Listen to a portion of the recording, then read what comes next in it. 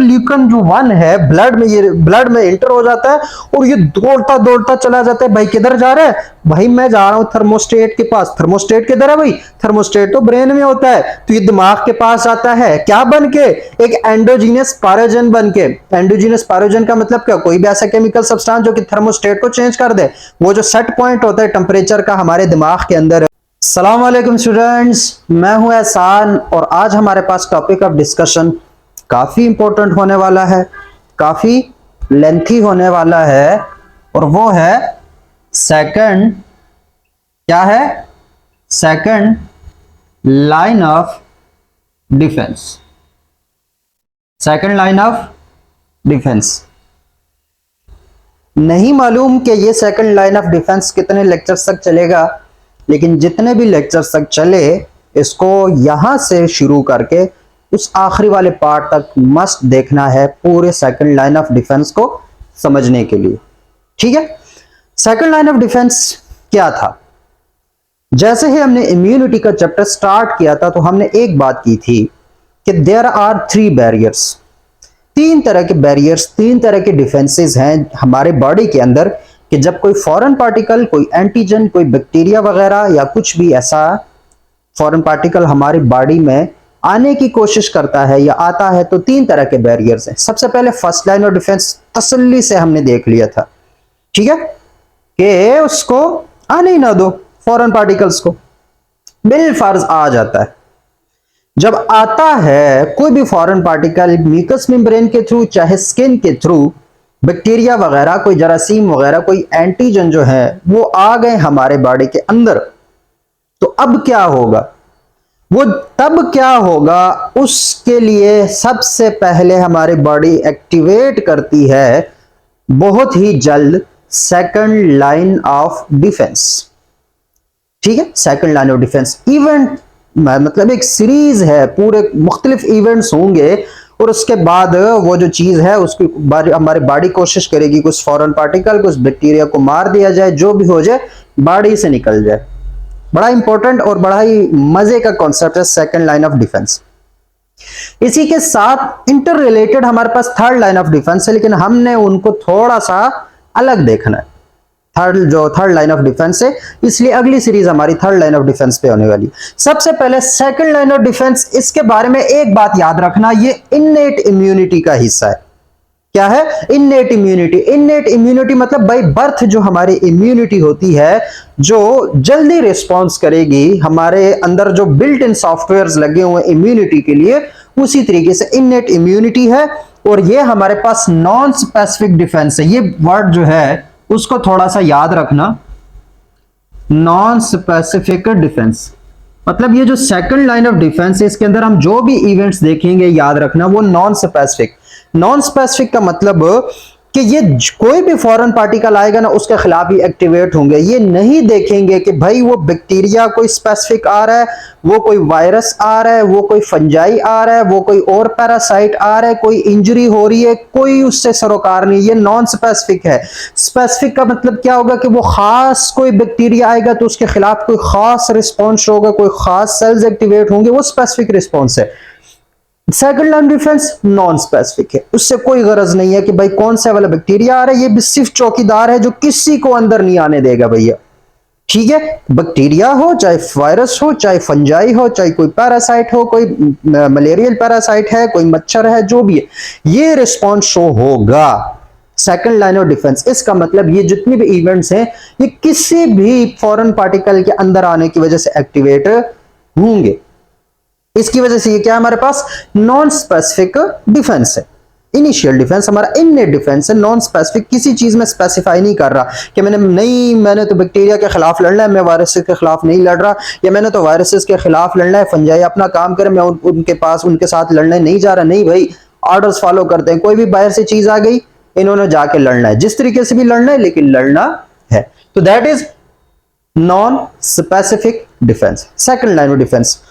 अब ये जो सेकंड लाइन ऑफ डिफेंस है, इसको समझने के लिए क्या है? इसको समझने के लिए हम क्या कंसीडर करेंगे? हम एक सिचुएशन कंसीडर करेंगे। जैसे ही हमारे पास फर्स्ट लाइन ऑफ डिफेंस को इन्वेड कर दिया जाता है, कोई चीज अंदर आती है तो हमारी बॉडी में सबसे पहले क्या होता है, इस चीज को हमने समझने, और यहीं से हमारा सेकंड लाइन ऑफ डिफेंस को तसल्ली से समझने का मौका मिलेगा। ठीक हो गया, इस चीज को मैं मिटा रहा हूं क्योंकि अब हमें जो इंट्रोडक्शन है सेकंड लाइन ऑफ डिफेंस की तरफ वो तकरीबन हो गई कि हमें पता है कि अब क्या होने वाला है। ठीक है, सो बिलफर्ज मैं अपने स्किन के साथ खेल रहा था, किसी पिन की वजह से या किसी मेख के साथ में अपने स्किन के साथ खेल रहा था और मैंने वो स्किन खरीद दी। या बाज़ दफ़ा वो होता है ना कि भाई हम खेल रहे होते हैं कि कोई चीज़ जो है उसको आस्ता आस्ता निकाल रहे होते हैं स्किन को डैमेज कर रहे होते हैं, एकदम से बहुत ज़्यादा डैमेज हो जाता है और हमें बड़ा दर्द भी महसूस होता है, खून वगैरह निकल आना शुरू हो जाता है, कुछ भी हो जाता है। तो ऐसा कोई सीन है, ठीक है, हम स्किन को ही एज एग्जाम्पल ले रहे हैं। वैसे कोई भी इंजरी हमारे बॉडी को होगी या कोई भी इंफेक्शन होता है जैसे भी हो, लेकिन बिलफर्ज हमारी स्किन पेनिट्रेट कर गई, यह हमारा म्यूकस मेम्ब्रेन। अब म्यूकस मेम्ब्रेन को कंसीडर करना थोड़ा मुश्किल है, इसलिए हम स्किन को कंसीडर करते हैं कि हमारी स्किन पंक्चर हो गई है, इसमें कोई पिन घुस गई है, इसमें कोई कांटा घुस गया है। जैसे कांटे हमारे स्किन में तो जाते हैं, पैरों में बंद कहते कांटा चला गया, फिर कांटा निकाला जाता है, जो भी है, कोई पिन घुस गई है, कोई कांटा घुस गया, या इस तरह का कोई इंजरी हो गई, कोई मतलब जा रहे थे कहीं पे लगा तो वो स्किन छिल गई है या से खून आना शुरू हो गया, जो भी सिस्टम है बिलफर्ज वैसा सिस्टम हो जाता है। तो वैसा जब सिस्टम होता है उसको मैं यहां पे ऐसे कंसीडर कर लेता हूं, बिलफर्ज ये हमारी स्किन थी, क्या थी हमारे पास, स्किन थी। और इस स्किन वो जो structural features of the skin वो इस हवाले से काफी इंपॉर्टेंट लेक्चर है, इसलिए मैं कह रहा हूं कि तीनों डिफेंसेस आपस में तीनों को समझना बहुत लाजमी होता है। ये हमारे पास एक स्किन है, उसके ऊपर वाली पार्ट है जो कि हमें नजर आ रही है, जो एपिडर्मिस है, उसको अभी छोड़ दो। इस स्किन के नीचे बाकी बहुत इंपॉर्टेंट हमारे पास सिस्टम्स हैं, लेकिन कुछ हमारे पास यहां पे मैं बना लेता हूं, भाई बड़ा सा बनाऊंगा, छोटा सा नहीं बनाऊंगा। ये हमारे पास ब्लड वेसल्स हैं, खून है, खून की नालियां हैं जो कि जा रही हैं करीबी, ठीक है, ये हमारे पास क्या है, ब्लड वेसल। चीजों को समझो, ये हमारे पास हो गया ब्लड वेसल, ऊपर हमारी स्किन थी, किसी भी जगह की कोई स्किन है, कोई एपिडर्मिस है। तो अब ये जो स्किन है इसके नीचे कई सारे क्या होते हैं हमारे पास, कई सारे हमारे पास सेल्स हैं। क्या है, कई सारे हमारे पास सेल्स हैं। इस तरह इसको मैं बना लेता हूं। अब ये स्किन नहीं, बिलफर्ज ये लंग्स के पार्ट है, ये हमारे पास किडनी का पार्ट है, या जो भी पार्ट है, लेकिन मेन काम यही होगा बिलफर्ज। अब ये हमारे पास कुछ सेल्स हैं इधर। अब कॉम्बिनेशन ऑफ सेल्स को क्या बोलते हैं भला, कॉम्बिनेशन ऑफ सेल्स को क्या बोलते हैं, हमारी बॉडी के सेल्स हैं। तो जब सेम तरह के कोई सेल्स आपस में एक जगह आते हैं और वो कलेक्टिवली कोई काम करते हैं तो उसको टिश्यू बोलते हैं। तो ये हमारे पास बिलफर्ज कोई टिश्यू है। थोड़ा सा कंसेप्ट के लिए कि ये जो सेल्स के दरमियान स्पेस होती है, इस स्पेस को क्या बोलते हैं भला, ये जो सेल के दरमियान आपको स्पेस नजर आ रही है, इस स्पेस को बोलते हैं इंटरस्टिशियम। क्या बोलते हैं, इंटरस्टिशियम। लिम्फेटिक सिस्टम में तसल्ली से देखा था, ये सेल्स के दरमियान स्पेस इंटरस्टिशियम है। ये ऊपर हमारे पास बिलफर्ज पिन है, यहां पे डैमेज हो गया, कोई चीज जगह हमारे पास क्या हो गई, डैमेज हो गई। मैं इस डैमेज को थोड़ा सा रेड बना लेता हूं। यहां पे हमारे पास ये जगह, ये टिश्यूज जो हैं हमारे पास बॉडी के, वो डैमेज हो गए। वो क्या हो गए, डैमेज हो गए। यहाँ पे बिलफर्ज कोई कील वगैरह, कोई पिन वगैरह कोई भी आ गए, उसने इस जगह को डैमेज कर दिया। यहाँ से वो सेल्स खत्म हो गए, उनका रगड़ाई हो गई, वो खत्म हो गए वहां से। तो जब ये काम होता है, यहाँ पे डैमेज आ गया, तो जब डैमेज आता है तो डैमेज के साथ सबसे इंपॉर्टेंट जो बात है कि आगे सराउंडिंग है, तो डैमेज हमारे सेल्स भी जाया हो गए, और सेल्स में जाया होने के साथ साथ कई किस्म के हमारे पास जो पैथोजेंस हैं, जो बैक्टीरिया वगैरह हैं या कोई भी वायरस है या जो भी है, जो इधर स्किन पे पड़े थे लेकिन डेड लेयर थी तो अंदर नहीं जा पा रहे थे, लेकिन जैसे ही कोई जगह डैमेज होती है या यहाँ पे कोई इंफेक्शन होता है तो सबसे ज्यादा चांसेस होते हैं कि ये बैक्टीरिया क्या आ जाए, अंदर आ जाए, ये बैक्टीरिया क्या आ जाए, अंदर आ जाए। दूसरी बात कि जब ये डैमेज होता है तो ये कुछ हमारे पास ये जो सेल्स हैं ये भी हमारे पास क्या हो जाते हैं, डैमेज हो जाते हैं। जैसे ही ये सेल डैमेज हो जाते हैं, क्या हो जाते हैं, डैमेज हो जाते हैं, तो ये जो डैमेज सेल्स हैं ये एक किस्म का अलार्म हमारी बॉडी में, मतलब एक किस्म का अलार्म बजना शुरू कर देता है। अलार्म बजने से क्या होगा बिलफर्ज, क्या मैं बात कर रहा था कि ये जो सेल्स हैं वो डैमेज हो गए। जब डैमेज सेल्स जो हमारे पास होते हैं, हमारी बॉडी के कौन से वाले sales, damage cells,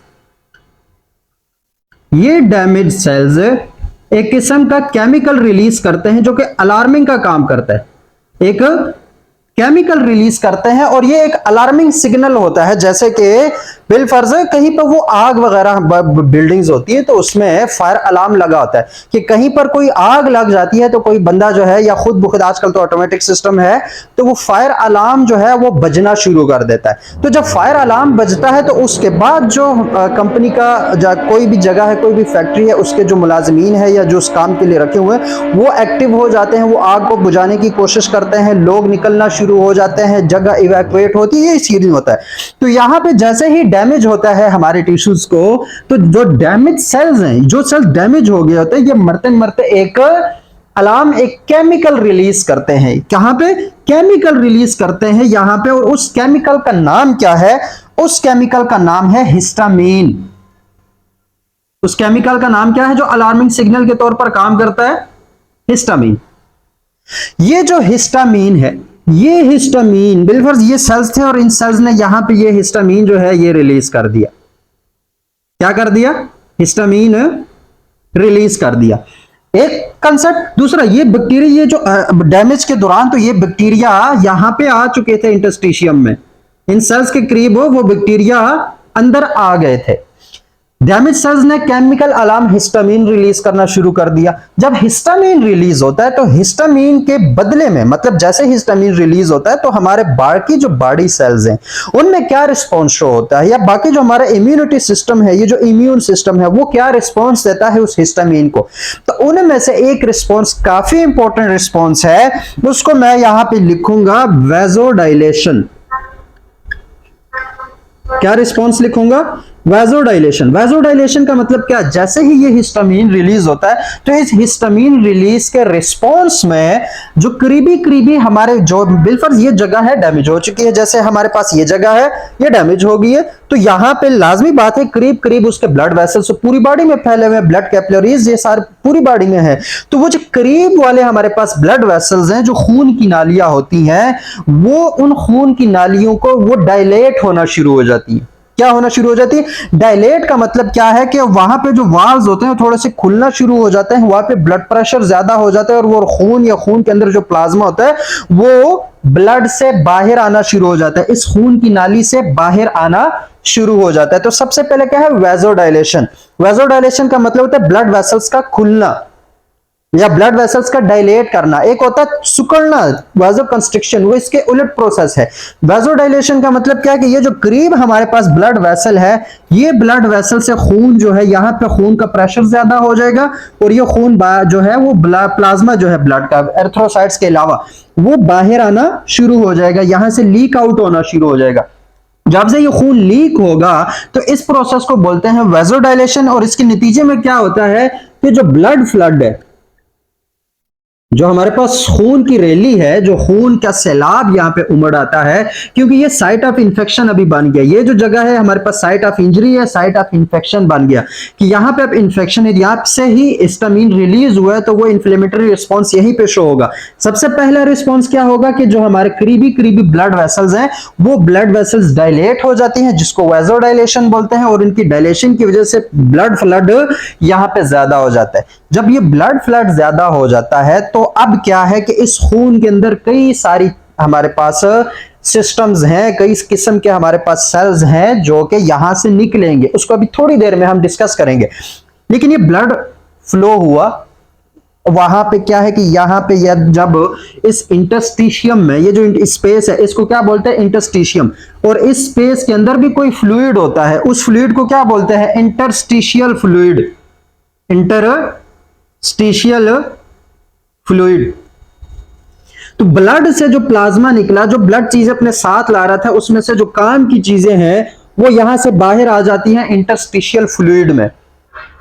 interstitial fluid में आ जाती है तो वो जगह क्या है, वो थोड़ी सी स्वेल होना शुरू हो जाती है। क्या होना शुरू हो जाती है? सूजना शुरू हो जाती है। यहां पे जो साइट ऑफ इंफेक्शन की जगह है वो सूज जाती है। जैसे हमारे पास मच्छर कोई काटता है तो वो जगह थोड़ी सी सूज जाती है। क्या हो जाती है? सूजन हो जाती है, वहां पे इन्फ्लेमेशन हो जाती है। तो वो चीजें इंटरस्टिशियल फ्लूइड से काफी सारे सेल्स हमारे पास आ जाते हैं, मतलब ब्लड वेसल से काफी सारे सेल्स हमारे पास इंटरस्टिशियल फ्लूइड में आ जाते हैं। यहाँ पे बैक्टीरिया भी थे, हिस्टामिन रिलीज हुआ, उसकी वजह से वेजोडाइलेशन का वाला सिस्टम हुआ। वेजोडाइलेशन के सिस्टम के बाद क्या है कि यहाँ पे अब कई तरीके के सेल्स जो हैं वो आएंगे।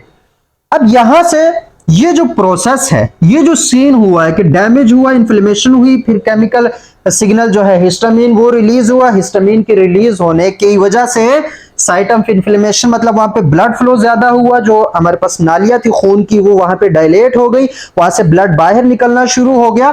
तो ये जो पूरा रिस्पॉन्स है, इस रिस्पॉन्स को नाम दिया जाता है इन्फ्लेमेटरी रिस्पॉन्स। इस पूरे रिस्पॉन्स को नाम क्या दिया जाता है? Inflammatory response.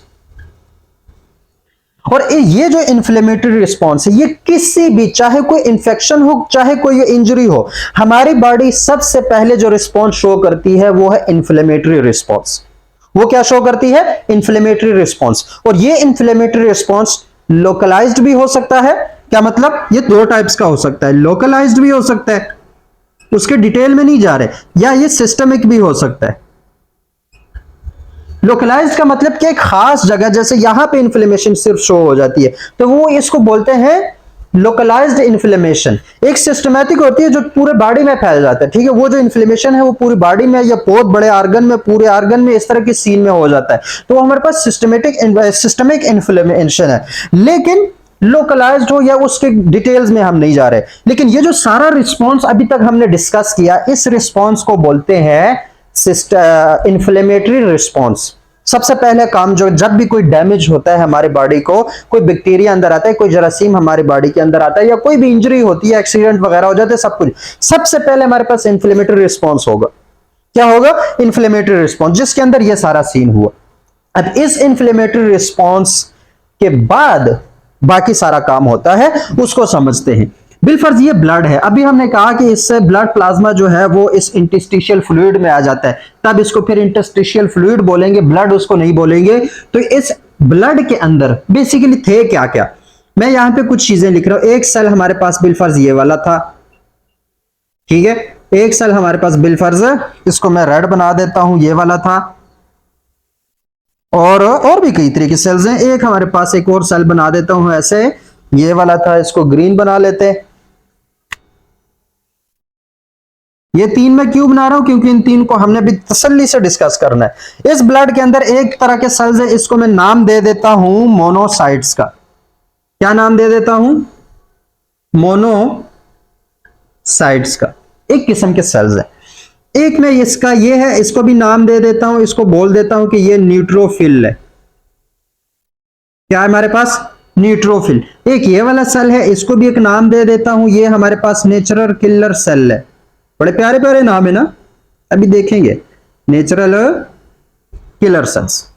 बेफर्ज बॉडी, अब ब्लड के अंदर और भी काफी सारी चीजें, लेकिन उसमें डिटेल में हम नहीं जा रहे।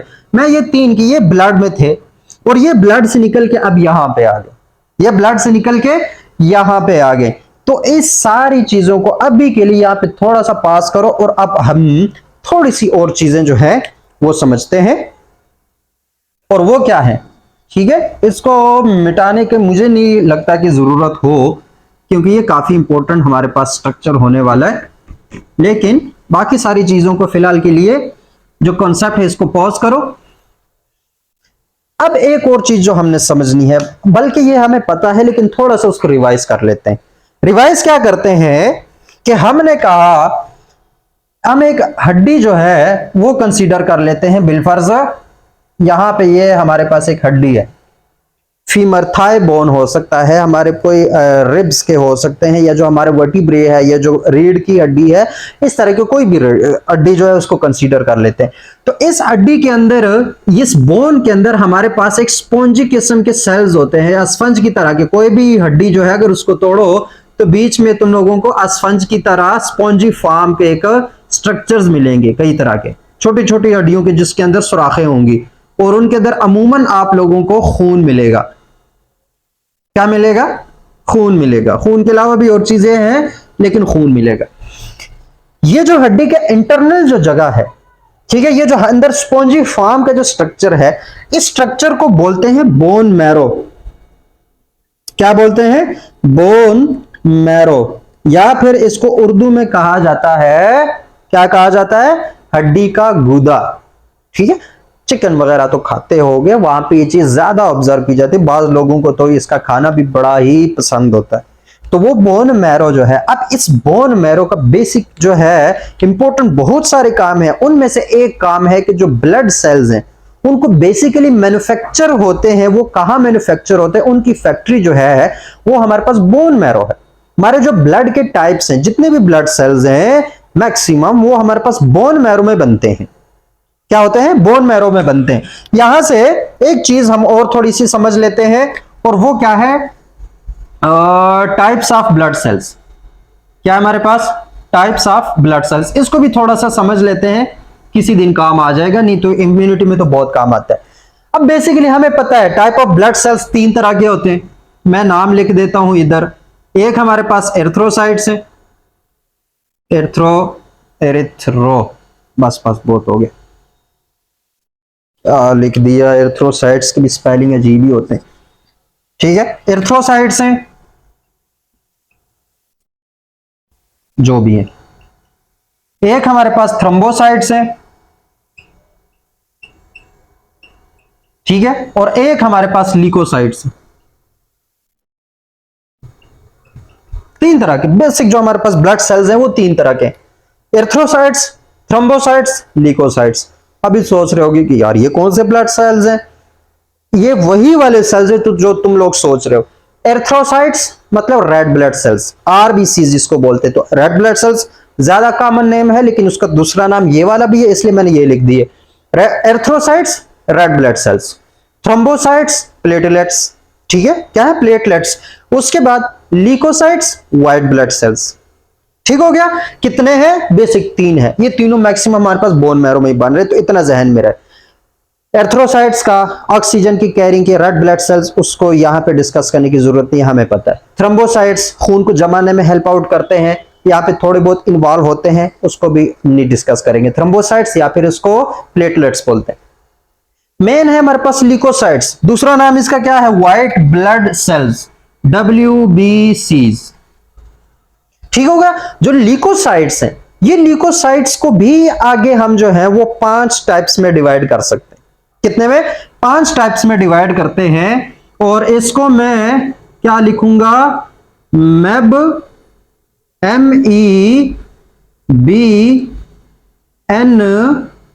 MEBNL। ठीक है, मेबनल, मेबनल 5 टाइप्स हैं हमारे पास ल्यूकोसाइट्स की, MEBNL। अब ये MEBNL से 5 नाम बनेंगे। M से बनेगा हमारे पास मोनोसाइट्स, क्या बनेगा, monocytes. So monocytes are the type of leucocytes, मतलब व्हाइट ब्लड सेल्स की ही एक टाइप है। उसके बाद E से बनेगा इसिनोफिल्स, ठीक है, B से बनेगा बेसोफिल्स।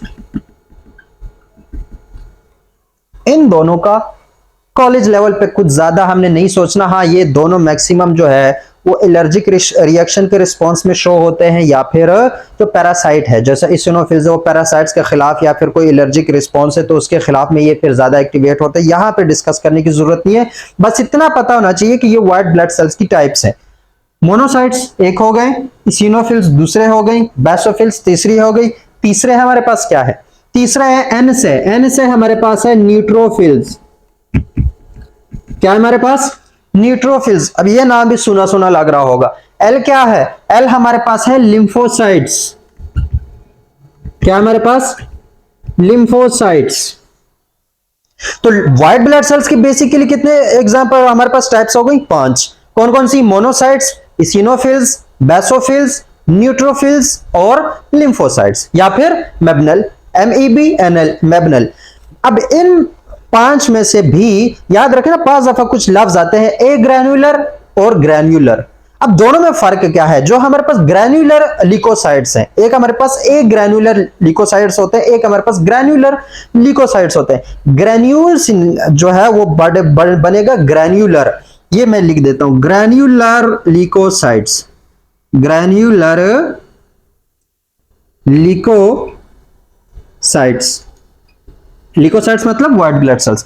तो कौन से वाले जो हमारे पास व्हाइट ब्लड सेल्स है वो ग्रैन्युलर है। ग्रैन्युलर का मतलब क्या होगा कि ये जो सेल्स होंगे कोई भी व्हाइट ब्लड सेल, उसके अंदर छोटे छोटे से हमारे पास ग्रेन्यूल्स होंगे, दाने किस्म की बॉडीज होंगी, बहुत सारी क्या होंगी, बॉडीज होंगी। और बेसिकली ये जो बॉडीज होती हैं वो लाइसोसोमल बॉडीज होती हैं, मतलब लाइसोसोम्स के होते हैं, जिसमें लाइसोसोमल एंजाइम होता है, वही वाला एंजाइम जो कि किसी बैक्टीरिया को, किसी बैक्टीरियल सेल वॉल को डैमेज करेगा और उसको किल करेगा, वही वाले लाइसोसोम एंजाइम, वो लाइसोसोमल बॉडीज होती हैं जो कि ग्रेन्यूल्स छोटे छोटे छोटे से दानों की सूरत में होते हैं इसके साइटोप्लाज्म में।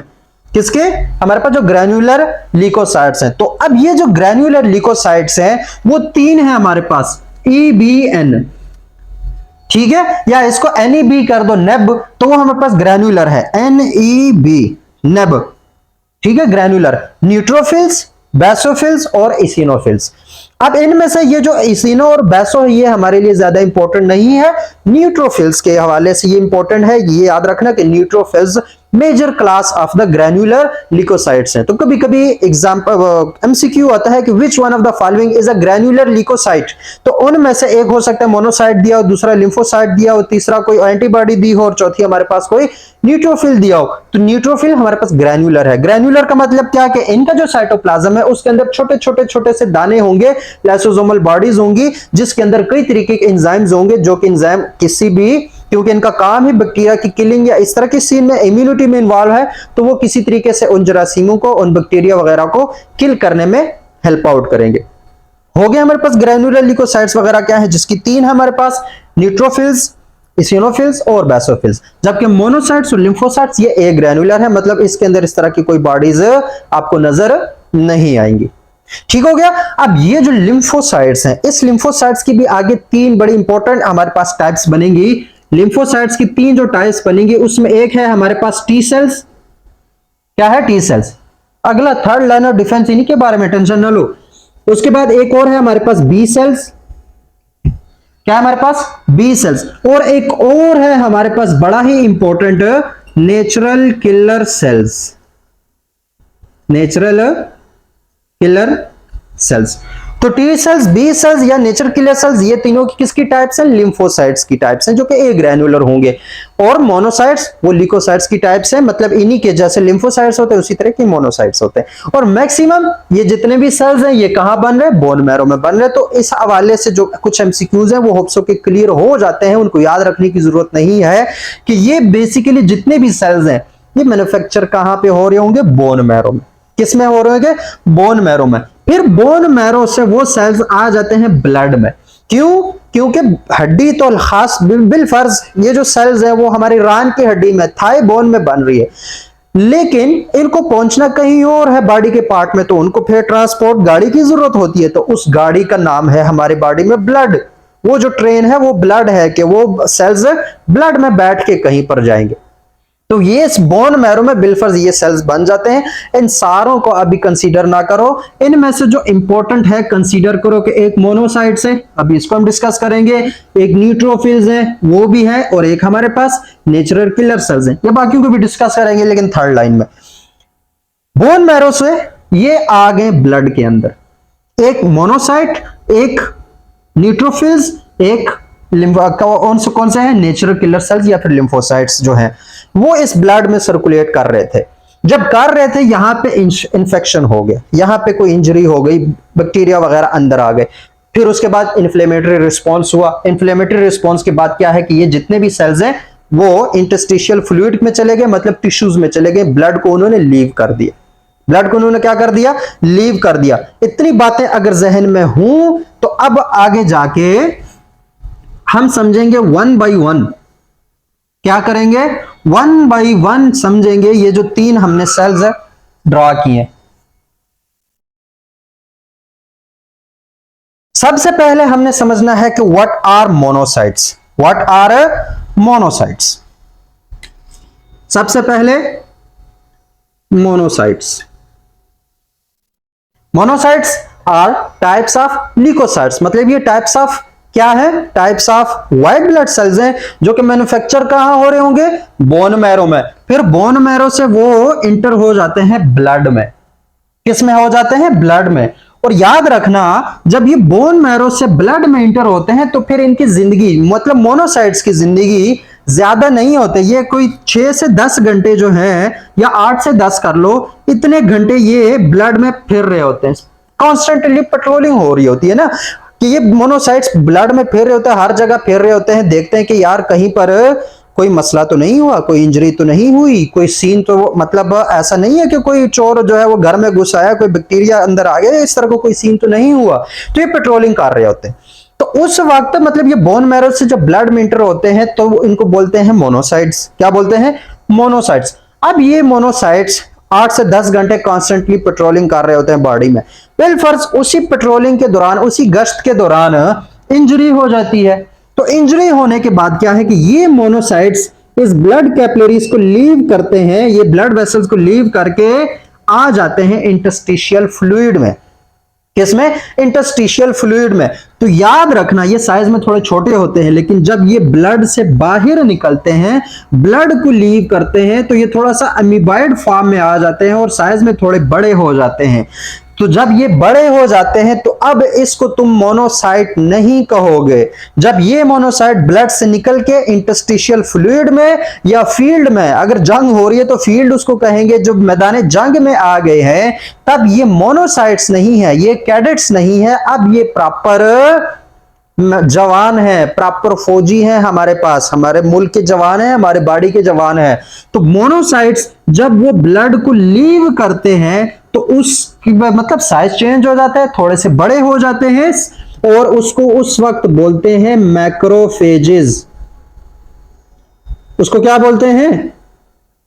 मैक्रोफेजेस। तो अब समझ आ रही है कि हम शुरू कहां से किया था। हालांकि बुक्स में सबसे पहले मैक्रोफेज को डिफाइन किया गया, लेकिन हमने शुरू कहां से किया? पूरे बेस बनाई, उसके बाद मोनोसाइट बोन मैरो में बने, उससे ब्लड में उनकी जिंदगी कम होती है, लेकिन जैसे ही ये बाहर फ्लूइड में आएंगे तो ये फ्लूइड में जब ये मैक्रोफेजेस के फॉर्म में होंगे तो ये बहुत मतलब साल, 2 साल, कई सालों तक और कई महीनों तक ये इस इंटरस्टिशियल फ्लूइड में चुपके बैठे रहते हैं कि यार कोई बैक्टीरिया आ जाए तो बस उसको गम करके खा लूं। और ये बेसिकली करते क्या है? मैक्रोफेजेस जो है इनका जो वो कहते हैं ना फॉर्म ऑफ फंक्शन जो है कि किस तरीके से काम करते हैं। तो भाई इनका काम क्या होता है कि ये बिलफर्ज ये बैक्टीरिया अंदर आ गए, मैक्रोफेजेस यहां पे छुपे हुए थे, जैसे बैक्टीरिया अंदर है मैक्रोफेजेस गए, पहले शुरू वाले बिलफर्ज पहले नहीं थे। फिर क्या हुआ कि मैक्रोफेजेस उधर गए, मोनोसाइट ब्लड के अंदर थे, जब बाहर वहां तक ये बड़े हो गए, बड़े होने के बाद उसने कहा कहां है बैक्टीरिया, बैक्टीरिया को बुलाओ, बैक्टीरिया इधर, उसने बैक्टीरिया को यहां पे पकड़ लिया। बिलफर्ज ये बैक्टीरिया, इसको मैं लाल लाल सा बना लेता हूं ताकि थोड़ी सी डिफरेंशिएशन हो जाए। ये बैक्टीरिया इसको यहां पे मिला, जैसे ही इसको बैक्टीरिया मिला इसने उसको इनगल्फ कर लिया। इनगल्फ का मतलब क्या है? खा लिया। ये वो कैसे, ये जो सिस्टम है, ये जो सीन है, ये जो प्रोसेस है, इसको बोलते हैं फैगोसाइटोसिस। क्या बोलते हैं? फैगोसाइटोसिस। तो फैगोसाइटोसिस के थ्रू बैक्टीरिया मैक्रोफेज के अंदर चला गया। फैगोसाइटोसिस क्या बला है भाई? फैगोसाइटोसिस वो मैकेनिज्म है जिसके थ्रू कोई फॉरेन पार्टिकल सेल के अंदर आता है, साइटोप्लाज्म के अंदर आता है, इस मेम्ब्रेन को क्रॉस करके। अब होगा क्या? बिलफर्ज ये यहां से इसने मेम्ब्रेन को पिंच किया, ठीक है, पिंच किया, और यहां पे बैक्टीरिया आया। बैक्टीरिया आने के बाद ये मेम्ब्रेन यहां से कट गई और ये बैक्टीरिया अंदर आ गया। ये बैक्टीरिया क्या आ गया? अंदर आ गया। अब जब ये बैक्टीरिया अंदर आया तो इसकी तो अब खैर नहीं है।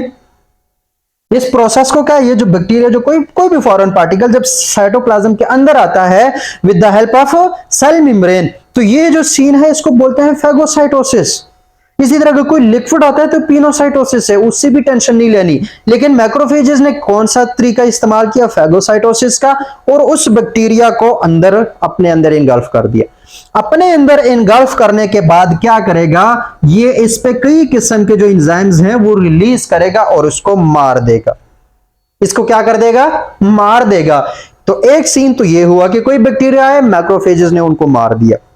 अब बाज दफा कोई हरामी टाइप के बैक्टीरिया होते हैं, वो मैक्रोफेजेस से नहीं मरते। क्या होते हैं? मैक्रोफेजेस से नहीं मरते, या जिस तरह का भी कोई सीन होता है वो उसके थोड़े टुकड़े कर देता है। क्या कर देता है? कोई टुकड़े कर देते हैं, और उनमें से एक टुकड़ा जो है वो अपने सेल मेम्ब्रेन पे शो करना शुरू कर देता है। मतलब इन जो कोई बैक्टीरिया का टुकड़ा उठाता है और उस टुकड़े को यहां पे एमएचसीज होते हैं उन पे इसको शो करना शुरू कर देता है। एमएचसीज मेजर हिस्टोकम्पैटिबिलिटी कॉम्प्लेक्स अलग से देखेंगे। यहां पे सिर्फ सुनो कि यहां पे एक स्ट्रक्चर है एमएचसी, ये अगर इनसे ये बैक्टीरिया मर नहीं रहा या जिस तरह का भी सीन है इसने बैक्टीरिया खा लिया तो इसका मतलब क्या है कि यहां पे अब सीन या पे और भी बैक्टीरिया वगैरह हो सकते हैं। तो वो क्या है कि वो बैक्टीरिया का एक टुकड़ा जिसको बोलते हैं एपिटोप, समझ आएगी किसी दिन, अभी के लिए नाम याद रखना। वो बैक्टीरिया का जो टुकड़ा है उसको उठा के अपने ऊपर यहां पे प्रेजेंट करना शुरू कर दिया। क्या करना शुरू कर दिया? प्रेजेंट करना शुरू कर दिया। मतलब क्या? जैसे कि बिलफर्ज मैं चिकन खा लेता हूं, अब किसी को क्या पता मेरे पेट के अंदर चिकन पड़ा हुआ है, लेकिन मैं क्या करता हूं कि मैं हाथ में वो चिकन जब चिकन खाया होता है तो चिकन का कोई टुकड़ा, कोई पीस, कोई लेग पीस, चेस्ट पीस, कोई भी पीस है वो उठा के हाथ में फेर रहा हूं, तो उसका मतलब क्या होगा कि इस बंदे ने चिकन जो खाया हुआ है। तो यहां पर भी ये जो मैक्रोफेज है वो बैक्टीरिया के एक टुकड़ा इस यहां पे इस रिसेप्टर के ऊपर जो शो करना शुरू कर देगा कि मेरे अंदर ये चीज है भाई, मेरे अंदर ये चीज है। ये जो हमारे पास इस वक्त इस मैक्रोफेज को बोलेंगे एंटीजन प्रेजेंटिंग सेल। इसको क्या बोलेंगे भाई? एंटीजन प्रेजेंटिंग सेल, या इन शॉर्ट इसको बोलते हैं एपीसी। एपीसी तो वो बेसिकली मैक्रोफेज है जिसने वो एंटीजन को उसका कुछ टुकड़ा काट के वो शो करना शुरू कर दिया है। तो ये जो एंटीजन प्रेजेंटिंग सेल्स है उसके हवाले से ये बात याद आई तो होप्स मतलब सोचा कि ये भी बता दो, कहीं तो काम आ जाएगी। तो अगर बुक में नहीं लिखी हुई तो अभी कॉन्सेप्ट के लिए तो याद रहेगी ना, अगर याद नहीं करना उसको तो कॉन्सेप्ट के लिए तो पता होना चाहिए कि एंटीजन प्रेजेंटिंग सेल का मतलब क्या है, वो भी यही सीन होता है। उसके अलावा ये मैक्रोफेज जैसे ही किसी बैक्टीरिया को, किसी जरासीम को इनगल्फ करता है, क्या करता है? किसी जरासीम को इनगल्फ करता है, तो अब ये कई किस्म के प्रोटीन्स, कई किस्म के अलार्म्स जो है वो रिलीज करता है इसी इंटरस्टिशियल फ्लूइड में या इधर हमारे पास इस बॉडी में उस सेल्स के साथ क्या है वो कोई प्रोटीन्स वगैरह रिलीज करेगा। उनमें से एक प्रोटीन बड़ा ही खास प्रोटीन है जो वो रिलीज करेगा, मैं नाम लिख देता हूं इंटरल्यूकिन 1। इंटरल्यूकिन 1 ये के वाला है, ठीक है। इंटरल्यूसिन अगर कहीं पे लिखा तो वो थोड़ा गलत है, असल में इंटरल्यूकिन है। तो ये जो इंटरल्यूकिन है, इंटरल्यूकिन खुद क्या है भाई? इंटरल्यूकिन इज बिलोंग किससे करता है? ये साइटोकाइनिन फैमिली का ही एक मेंबर है। इंटरल्यूकिन हो गया, इंटरफेरॉन हो गया, इस तरह के कई नाम सुनोगे। तो उनमें से इंटरल्यूकिन जो साइटोकाइन है उसको रिलीज करता है ये मैक्रोफेज। कौन से वाला मैक्रोफेज? जिसने एक बैक्टीरिया को इनगल्फ किया हुआ। अब वो उसको मार पा रहा है कि नहीं पा रहा, लेकिन ये इंटरल्यूकिन 1 रिलीज करेगा। इंटरल्यूकिन 1 रिलीज करेगा। ये जो इंटरल्यूकिन 1 है या इस तरह के और जो हमारे पास सिग्नल्स हैं उसके नतीजे में हमारे पास 3 तरह के रिस्पॉन्सेस शो होंगे। कितने तरीके के? 3 तरह के। सबसे पहले हमारे पास जो एक रिस्पॉन्स शो होगा कि ये हमारे पास सेल मीडिएटेड क्या है? सेल मीडिएटेड इम्यूनिटी को खबर देगा, फोन करेगा कि भाई मेरे साथ ये काम हो गया है, तो मैं तुम्हें बताता चलूं कि मेरे पेट के अंदर कोई बैक्टीरिया, तो तुम प्रोटेक्शन अपनी कर लो। एक्टिवेट होना है, डीएक्टिवेट होना है, लेकिन बॉडी में ये वाला मसला हुआ पड़ा है। तो सबसे पहले क्या हुआ? सेल मीडिएटेड इम्यूनिटी को मतलब उसके रिस्पॉन्स को एक्टिवेट कर दिया। अब ये क्या है? यहां से स्टार्टिंग होती है थर्ड लाइन ऑफ डिफेंस की, तो इसको आगे हम नहीं बढ़ाने वाले। दूसरा जो काम है वो ये है कि ये इंटरल्यूकिन जो 1 है ब्लड में, ये ब्लड में इंटर हो जाता है और ये दौड़ता दौड़ता चला जाता है। भाई किधर जा रहा है? भाई मैं जा रहा हूं थर्मोस्टेट के पास। थर्मोस्टेट किधर है भाई? थर्मोस्टेट तो ब्रेन में होता है, तो ये दिमाग के पास आता है। क्या बन के? एक एंडोजीनियस पैरोजन बन के। एंडोजीनियस पैरोजन का मतलब क्या? कोई भी ऐसा केमिकल सब्सटेंस जो कि थर्मोस्टेट को चेंज कर दे। वो जो सेट पॉइंट होता है टेम्परेचर का हमारे दिमाग के अंदर कि अगर वो थोड़ा सा चेंज हो जाए तो हमें टेम्परेचर बढ़ भी जाता है, कम भी हो सकता है। तो वो इंटरल्यूकिन एक एंडोजीनियस पायरोजन बनकर जाएगा थर्मोस्टेट के पास, दिमाग के पास जाएगा कि भाई क्या, दिमाग पूछेगा भाई क्या हो रहा है, कहेगा मैं तो इंटरल्यूकिन 1 हूं, तो समझना चाहिए कि तुमने क्या करना है। तो जब उसको इंटरल्यूकिन 1 मिलेगा तो वो रिस्पॉन्स में क्या शो करेगा? फीवर, बॉडी का टेम्परेचर इंक्रीज करना शुरू कर देगा। क्या करना शुरू कर देगा, बॉडी का टेम्परेचर इंक्रीज करेगा। अब हमारी बॉडी का टेम्परेचर क्यों इंक्रीज करती है, हमारा दिमाग क्यों बुखार करवाता है, वो उसके अपने फायदे हैं, लेकिन उसको हम फीवर वाले में टेम्परेचर रिस्पॉन्स में देखेंगे, टेंशन ना लो। लेकिन एक काम क्या हुआ, सेल मेडिएटेड, वो थर्ड लाइन ऑफ डिफेंस है, उसको भी छोड़ो। दूसरा काम क्या है, बॉडी टेम्परेचर को उसने इनहांस करवाया। सबसे इंपॉर्टेंट काम जो ये करेगा इंटरल्यूकिन जाते जाते, वो क्या करेगा, जैसे ही इंटरल्यूकिन ब्लड में इंटर हुआ तो यहां से एक रिस्पांस मिलना शुरू कर देगा, हो जाएगा। किनको मिलेगा, वो जो बाकी मोनोसाइट्स ब्लड में फैल रहे थे उनको ये खबर दे देगा कि भाई फलानी जगह पे फलाने बंदे ने अटैक किया, फलाने बंदे नहीं, किसी बंदे ने अटैक किया, वो पहुंचो वहां पे। तो बाकी जो मोनोसाइट्स हैं वो भी जल्दी जल्दी से साइट ऑफ इंफेक्शन की तरफ दौड़ना शुरू कर देंगे। तो जब ये साइट ऑफ इंफेक्शन की तरफ बाकी मोनोसाइट्स आएंगे तो वो बाकी भी उन पर रश कर देंगे और आर्मी हमारी ज्यादा हो गई, बैटलफील्ड है। और ये जितने भी बैक्टीरिया मिल रहे हैं उसके लिए मोनोसाइट जो है वो क्या हो रहे हैं, वो मैक्रोफेज में कन्वर्ट हो रहे हैं, वो बड़े हो रहे हैं और वो मारी जा रहे हैं किसको, बैक्टीरिया को। किसको मारी जा रहे हैं, बैक्टीरिया को। तो तीन तरह के रिस्पॉन्सेज शो किए एक मैक्रोफेज ने, उस किस मैक्रोफेज ने, जिसने सबसे पहले एक बैक्टीरिया को इनगल्फ किया। तो इनगल्फिंग के बाद क्या है कि एक उसने इंटरल्यूकिन जैसे हमारे पास साइटोकाइनेज रिलीज कर दिए, उनसे क्या हुआ, एक हमारे पास थर्ड लाइन ऑफ डिफेंस को थोड़ा सिग्नल मिल जाता है। कैसे मिलेगा उसको हम बाद में देखेंगे, सिग्नल मिल जाता है। दूसरा रिस्पांस फीवर इंक्रीज हो गया। तीसरा रिस्पांस जो बाकी मोनोसाइट्स है उनको भी एक्टिवेट कर रहा है, वो भी आ रहे हैं उधर और वो भी मैक्रोफेज बन रहे हैं और ये सारा कुछ हो रहा है। तो ये तो था मैक्रोफेज जो कि ड्यू टू फैगोसाइटोसिस जो है वो किसी बैक्टीरिया को किल करता है। और ये नॉन स्पेसिफिक है, ये नहीं देखते कि कौन सा बैक्टीरिया है या इधर वायरस है या कुछ भी है, इनको खा लेते हैं। इनको क्या कर लेते हैं, खा लेते हैं। उसके बाद मोनोसाइट्स का तो हमें हो गया। अगला जो हमने कंसीडर किया था वो क्या था भाई, वो था हमारे पास न्यूट्रोफिल्स। क्या थे हमारे पास, न्यूट्रोफिल्स। न्यूट्रोफिल्स भी क्या है, व्हाइट ब्लड सेल्स की ही एक टाइप है। एक तो मोनोसाइट्स हो गए जो कि मैक्रोफेजेस में कन्वर्ट हो गए, एक हमारे पास न्यूट्रोफिल्स हैं। न्यूट्रोफिल्स अभी हमने डिस्कस किया था कि ये क्या है, बोन मैरो में ये भी बनते हैं और ये हमारे पास ग्रैन्युलर ल्यूकोसाइट्स हैं, मतलब इनके साइटोप्लाज्म में लाइसोसोम्स टाइप्स की बॉडीज होंगी, छोटे छोटे से ग्रेन्यूल्स होंगे। तो ये न्यूट्रोफिल्स भी आ जाते हैं इन बैक्टीरिया के खिलाफ, इस फॉरेन पार्टिकल्स के खिलाफ।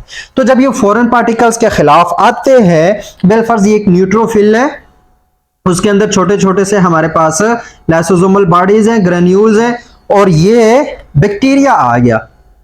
क्या आ गया, बैक्टीरिया आ गया। तो बैक्टीरिया को ये भी उसी तरीके से इनगल्फ करेंगे जैसे मैक्रोफेज कर रहे थे, मतलब ये भी फैगोसाइटोसिस करेंगे। ये भी क्या करेंगे, फैगोसाइटोसिस करेंगे। लेकिन फैगोसाइटोसिस करने के बाद क्या है, जैसे ये बैक्टीरिया अंदर आ जाएगा, ये जो लाइसोसोमल बॉडीज हैं, ये जो हमारे पास लाइसोसोम्स है, वो उसको घेरना शुरू कर देंगे क्योंकि शिकार तो अब अंदर आ चुका है, बैक्टीरिया अंदर आ चुका है। तो यहां पे क्या है कि ये जो बैक्टीरियल वॉल है, इस ये जो बॉडीज है ग्रेन्यूल्स, उनमें कुछ एंजाइम्स होते हैं। एक तो लाइसोजाइम्स होते हैं। लाइसोजाइम्स वो वाले एंजाइम्स होंगे जो कि उसके सेल वाल को काटेंगे, बैक्टीरिया को मारेंगे। एक वो है। एक हमारे पास एक और तरीके का होता है परफोरिन जिसको बोलते हैं। वो परफोरिन क्या करेगा, वो परफोरिन हमारे पास नो परफोरिन यहां पे नहीं आएगा न्यूट्रोफिल्स में, उसका नेचुरल किलर सेल से काम है तो उसको यहां पे नहीं डिस्कस करना, सॉरी फॉर दैट। यहां पे लाइसोसोम्स क्या करेंगे, वो एंजाइम्स इस पे काम करना शुरू कर देंगे और ये जो बैक्टीरिया वगैरह है उसको मार देंगे। उसको क्या कर देंगे, किल करेंगे, मार देंगे, जो भी इसके साथ करना। लेकिन फर्क क्या है मैक्रोफेजेस और इसमें, कि ये जो बेचारे न्यूट्रोफिल्स हैं, एक तो इसकी जो उम्र है वो बहुत कम होती है। ये ब्लड में मतलब मैक्रोफेजेस या मोनोसाइट्स जो 10 घंटे से ऊपर भी जा सकते हैं, ये मैक्सिमम 3-4 घंटे ही ब्लड में रहते हैं। तो अगर इनके दौरान उनको कोई मिला तो सही, नहीं मिला तो ये खुद ब खुद ही खत्म हो जाते हैं। लेकिन अगर वो न्यूट्रोफिल्स यहाँ पे आए हुए हैं तो ये कोई एक बैक्टीरिया नहीं, मतलब 5-10 बैक्टीरिया को इनगल्फ कर लेगा। इनगल्फ करने के बाद क्या है, जब उनको मारने की कोशिश करेगा तो उस लड़ाई के दौरान ये बेचारा खुद भी शहीद हो जाता है। ये बेचारा क्या हो जाता है, खुद भी मर जाता है, डेड हो जाता है। एक फैगोसाइटिक इवेंट होता है, एक फैगोसाइटोसिस हो जाती है, बैक्टीरिया वगैरह अंदर आ जाते हैं, तो उनको मारते मारते न्यूट्रोफिल्स खुद भी मर जाते हैं। क्या हो जाते हैं, मर जाते हैं। और जब ये न्यूट्रोफिल्स मरेंगे तो अब इसको न्यूट्रोफिल नहीं बोलोगे, ये जो सिस्टम होगा इसको बोलोगे पस, पीप, पश्तो में कहते हैं नव। तो वो जो जख्म के बाद जो हमारे जख्म में पीप बन जाती है, वो बेसिकली ये जो हमारे शुहदा हैं, जो हमारे शहीद न्यूट्रोफिल्स हैं, जिन्होंने बैक्टीरिया को अंदर लिया था और उनके साथ लड़ते लड़ते खुद मरे हैं, वो पस की फॉर्म में आ जाते हैं। इसी तरीके से जो डेड सेल्स हैं वो भी पस में आ जाते हैं। जो हमारे पास कुछ मैक्रोफेजेस होंगे, चाहे लिविंग हो, या अब मैक्रोफेजेस के लिए मरना जरूरी नहीं है, लेकिन न्यूट्रोफिल्स मर जाते हैं बेचारे। बाकी अबंडेंट बहुत होते हैं, बहुत जहां पे रिलीज होते हैं, बहुत ज्यादा रिलीज होते हैं। और अगर कोई बहुत बड़ा इंफेक्शन हो तो बहुत जल्दी, मतलब ये इंटरस्टिशियल फ्लूइड में जो है हमारे पास जो न्यूट्रोफिल्स है वो 4-5 दिन ही जिंदा रहते हैं, ज्यादा नहीं। ब्लड में तो कुछ घंटे होते हैं, लेकिन अगर वो टिश्यूज में आ जाए तो 4-5 दिन जिंदा रहते हैं, उसके बाद वो मर जाते हैं। तो अब ये जो 4-5 दिन के दौरान बहुत ज्यादा न्यूट्रोफिल्स आ रहे होते हैं और वहां पे बैक्टीरिया को मारने की कोशिश करते हैं। फिर जब वो मरते हैं तो अचानक ही हमारे जो जख्म है उसमें पीप नहीं पड़ती, 4-5 दिनों के बाद उसमें पीप पड़ना शुरू हो जाती है। और अब हम कहते हैं कि भाई हमारी बॉडी काम कर रही है। तो पीप का पड़ना इज अ पॉजिटिव थिंग, पस का होना इज अ पॉजिटिव थिंग, क्योंकि हमारे न्यूट्रोफिल्स बेचारे 4-5 दिनों में उनसे लड़ते लड़ते मर जाते हैं। ये तो हो गए न्यूट्रोफिल्स, ग्रैन्युलर ल्यूकोसाइट्स हैं। एक हमने और बात की थी, natural killer cells. Natural killer sales totally in जैसा काम तो नहीं करते, काम ये भी किलिंग का करते हैं। तीसरी बात हमारे पास क्या है, एनके सेल्स या natural killer cells. Natural killer sales, NK cells या एनकेसीज। नेचुरल किलर सेल्स फिर से याद करो, ये कौन से लिम्फोसाइट्स के अंदर एक टाइप है, टी सेल्स, बी सेल्स और नेचुरल किलर सेल्स। ये जो नेचुरल किलर सेल्स होते हैं, बाज रिसर्च पेपर में बताया जाता है कि इसको भी हमारे पास जो मैक्रोफेज से इंटरल्यूकिन 1 निकलता है वो लिम्फोसाइट्स को बेसिकली एक्टिवेट करता है। तो टी सेल, जिससे सेल मीडिएटेड थ्योरी आप आगे सामने आएगी, उसको तो अभी के लिए नहीं, लेकिन इनडायरेक्टली वो नेचुरल किलर सेल्स को भी एक्टिवेट करते हैं और ये नेचुरल किलर सेल्स भी यहां पे आ जाते हैं। लेकिन मसला क्या है कि ये नेचुरल किलर सेल्स जो है ये माइक्रोब्स को नहीं मारते भाई, याद रखना, ये एंटीजन को मारने वाले नहीं है, ये किसी इन्वेडर को, किसी चोर को मारने वाले नहीं है। ये जो नेचुरल किलर सेल्स हैं, बेफर्ज कोई बैक्टीरिया वगैरह कोई हमारे पास इस सेल के अंदर आ गया, इस सेल के अंदर आ गया, तो ये वाला सेल क्या हुआ, ये हो गया इन्फेक्टेड। ये क्या हो गया, इन्फेक्टेड हो गया।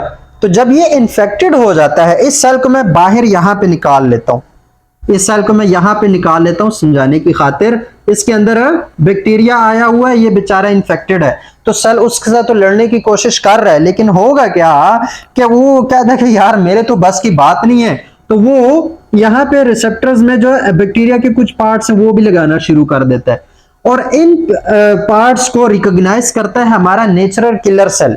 ये जो नेचुरल किलर सेल है, जो हमारा कातिल है, ये बैक्टीरिया को नहीं मारेगा। ये नेचुरल किलर सेल आएगा यहाँ पे, बिलफर्ज ये नेचुरल किलर सेल आ गया, इसको मैंने ग्रीन बनाया हुआ था तो ये ग्रीन है। नेचुरल किलर सेल उस रिसेप्टर को आइडेंटिफाई करेगा जो कि उस सेल के ऊपर था, जो कि इन्फेक्टेड है। ये सेल था, उसके अंदर बैक्टीरिया घुस आया, ये इन्फेक्टेड हो गया। इन्फेक्टेड होने के बाद क्या है, नेचुरल किलर सेल उसको आइडेंटिफाई करेगा। मसला क्या है कि जब ये बैक्टीरिया इस सेल के अंदर आया, जरासीम सेल के अंदर आया, तो अब इस सेल के चांसेस हैं कि ये खुद तो नहीं ठीक होगा कि जो आगे पीछे के जो सेल्स है ये उनको भी बीमार करने की कोशिश करता है, क्योंकि बैक्टीरिया जब सेल के अंदर आ जाए तो वो खुद ग्रो करने की कोशिश करेगा, अपनी कापियां बनाने की कोशिश करेगा, तो बहुत सारे बच्चे वो बैक्टीरिया यहाँ पे पैदा करेगा। और जब ये बैक्टीरिया ये सेल बस्ट करेगा तो डिफरेंट बैक्टीरिया डिफरेंट सेल्स पे जाएंगे, वहां पे इंफेक्शन फैलाना शुरू कर देंगे। तो इस तरीके से एक कैंसर सा हो जाता है। और ये सेल क्या हो सकता है हमारे पास, एक कैंसरस सेल हो सकता है, एक ऐसा सेल जो कि मजीद हमारे पास सेल्स को इन्फेक्ट करेगा बाद में। तो इस तरह के सेल्स को फिर हमारी बॉडी खुद ही मारती है, और अपने ही सेल्स को मारने के लिए जो उनके अंदर वेपन है वो है नेचुरल किलर सेल। ये नेचुरल किलर सेल जाके उसी सेल, वो इस इन्फेक्टेड सेल पे हमला करता है, उस पे अटैक करता है, और अटैक करने के लिए वो इस सेल मेम्ब्रेन के अंदर कुछ सुराख से बनाता है। क्या बनाता है, कुछ सुराख से बनाता है, एक एंजाइम के थ्रू, जिसको बोलते हैं परफोरिन। क्या बोलते हैं, परफोरिन एंजाइम। अब इस एंजाइम के थ्रू इस सेल मेम्ब्रेन, जो इन्फेक्टेड सेल है उसके सेल मेम्ब्रेन में सुराख कर देता है। सुराख करने के बाद जो लिक्विड वगैरह है इंटरस्टिशियल फ्लूइड का, वो इसके अंदर घुस जाता है, और इसके अंदर घुसने की वजह से क्या है, कि वो सेल बस्ट कर जाता है, वो सेल मर जाता है, एपोप्टोसिस हो जाती है, वो सेल प्रोग्राम सेल डेथ हो रही, कोई नेक्रोसिस नहीं है, प्रॉपर प्रोग्राम के साथ नेचुरल सेल किलर सेल गया, उसने उसमें सुराख किए, ड्रिलिंग की और पानी से उसको बस्ट कर दिया, उस लिक्विड से उसको बस्ट कर दिया। तो इस तरीके से जो नेचुरल किलर सेल्स हैं वो अपने ही बॉडी के सेल्स को मारते हैं जो कि इन्फेक्टेड होते हैं, और खास तौर पर जब वायरस का अटैक होता है तो फिर ये नेचुरल किलर सेल्स जो हैं ये काफी एक्टिव हो जाते हैं, ये काफी क्या हो जाते हैं, एक्टिव हो जाते हैं। तो that was all about natural killer sales और हमारे पास मोनोसाइट्स और न्यूट्रोफिल्स। और इनके नतीजे में ये जितने भी सारी लड़ाई हो रही होती है, इस लड़ाई के नतीजे में ओवरऑल इन्फ्लेमेशन के दौरान क्या होता है कि यहाँ पे पीप बनना शुरू हो जाती है, पस बनना शुरू हो जाती है। जो सेल का डेब्रेस है, जो मरे हुए सेल्स हैं हमारे, जो हमारे पास मरे हुए न्यूट्रोफिल्स हैं, जो कि कुछ हमारे पास नीम मरे हुए मैक्रोफेजेस हैं, और वो जो बाकी सेल के टिश्यूज हैं जो कि उस इन्फेक्शन या उस इंजरी के दौरान खराब हो गए थे, वो सारे मिल के एक किस्म का लिक्विड सा एक स्ट्रक्चर बना देते हैं जिसको हम पस या फिर पीप बोलते हैं, और ये पीप फिर बॉडी से निकल जाता है, या इसको बाकी हमारे पास जो इम्यून सेल्स हैं वो इसको खत्म कर देते हैं, इसको फेगोसाइटोस कर देते हैं, जो भी इनके साथ होता है, लेकिन पस इस तरीके से बन जाती है।